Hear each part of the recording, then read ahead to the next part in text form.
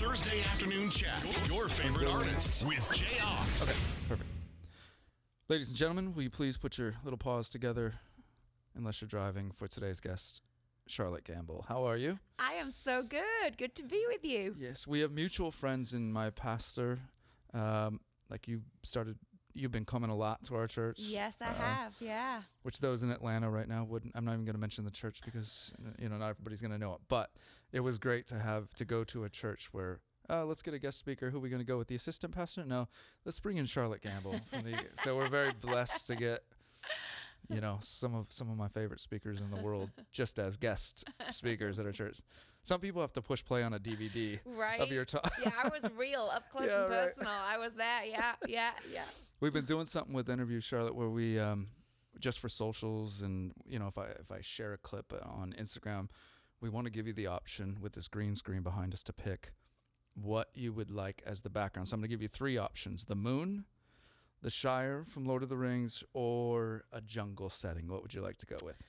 Well, I think I'm going to have to choose the Shire because I am from Yorkshire. Very nice. So it's a different Shire than where the Hobbit lives, but Shire is in the name, so I feel it fits, right? Yeah. And I feel jungle, not really into jungle, snakes and all that me and them don't do well. And the moon, I do need to clarify, we're not actually going to these places. Yeah, exactly. So you don't need mosquito repellent? I know, but I feel like we should enter into the spirit of things if you're going to have me choose. Right. Well, let's do it. I'm going to hit this button right here and we will go. So there we go. I have to tell you about the when I have hard days or stressful days, some people will pull up a worship song. Actually, my children all hate it because they've seen The Hobbit so many times now. But there is something about The Hobbit to me that is relaxing. The music puts me in a place of peace. And it's the most bizarre relaxation habit I have. It's kind of bizarre because they have really big, ugly feet, which already freaks me out and makes me unrelaxed. And then they have that dragon. That's not very relaxing. And there's just a lot of fighting and blood. But okay, now whatever. That you break it down, And that really creepy guy, he is not relaxing. Yeah, Gollum. Maybe it's just the Shire scenes to me. Maybe. There's this song that plays. I know the one you mean. And I'm like, you know what? My day's everything's gonna be okay.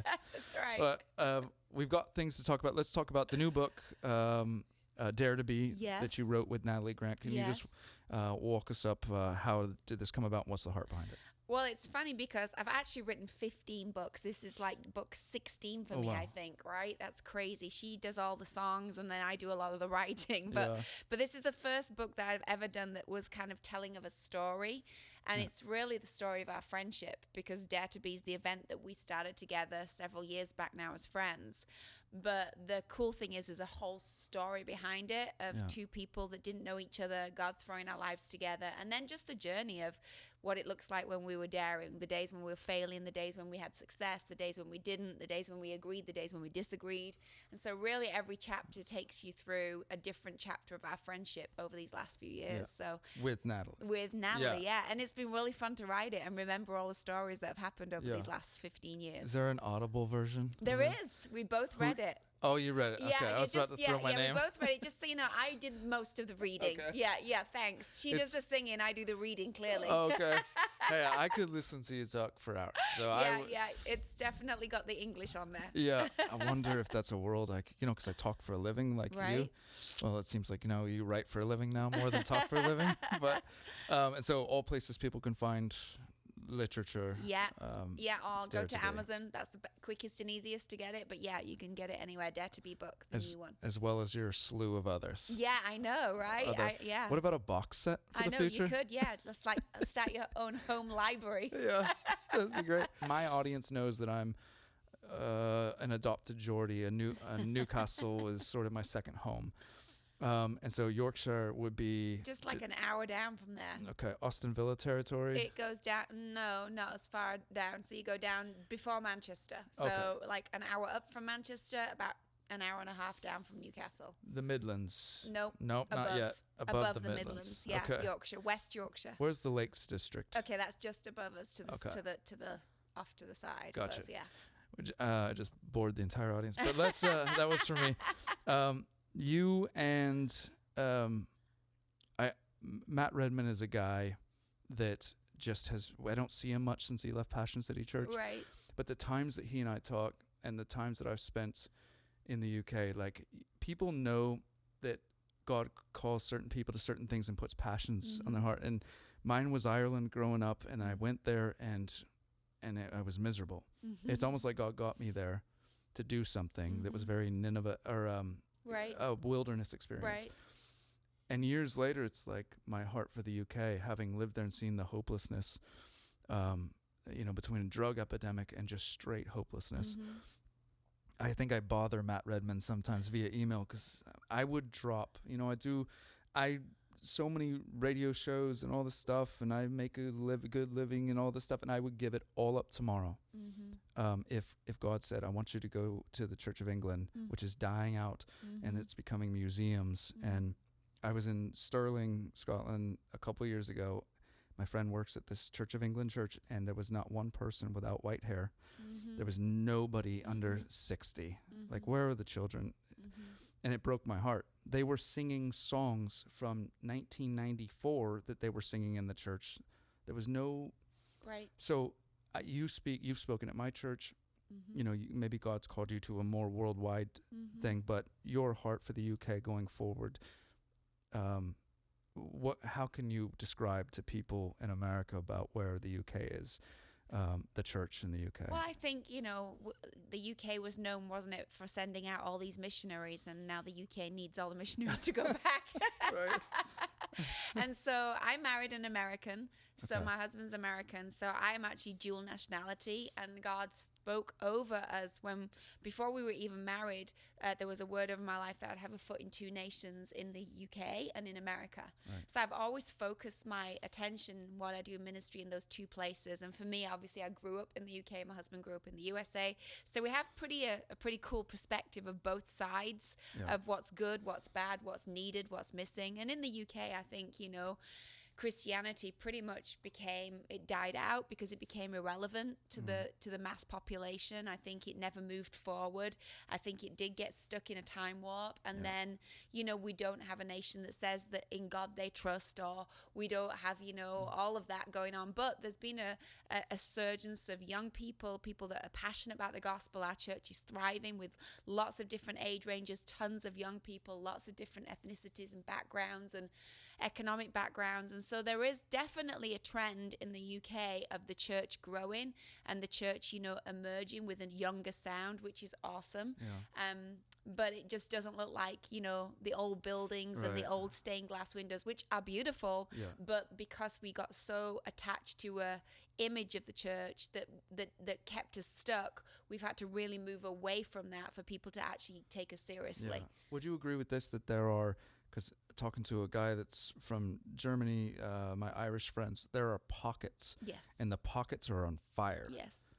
But it's not the global countries in these countries. Like, I'm sure there may be pockets in other places throughout Europe where you get a small group of people where the Spirit is doing amazing things, but you wouldn't know it unless you stumbled upon it. I think it's changing in the UK. I think churches, there's more, especially in the England where I am based primarily. There's a lot more churches that have found each other, that have a similar sound and a heart to reach people and look outward.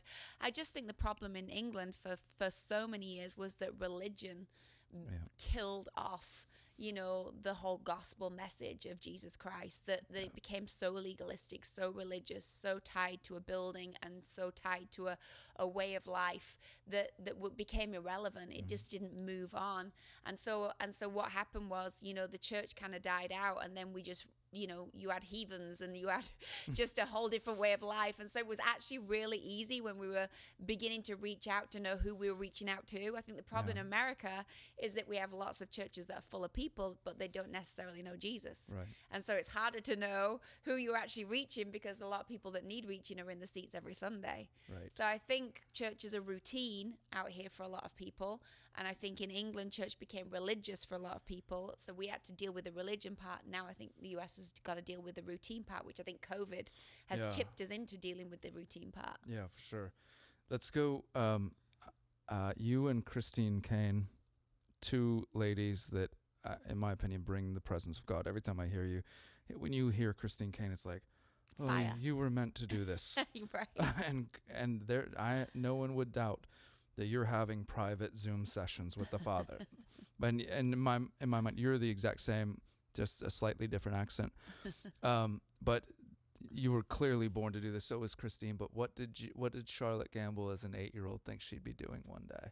Oh gosh, as an 8-year-old, I don't know that I was thinking I'd do anything, but I think I actually did a degree in communication and was actually training to go into media and television to do research. That was kind of where I was going in my university and my degree. And actually, when I was part of the church, talk about religion and England, the church that I was part of growing up didn't allow women to speak.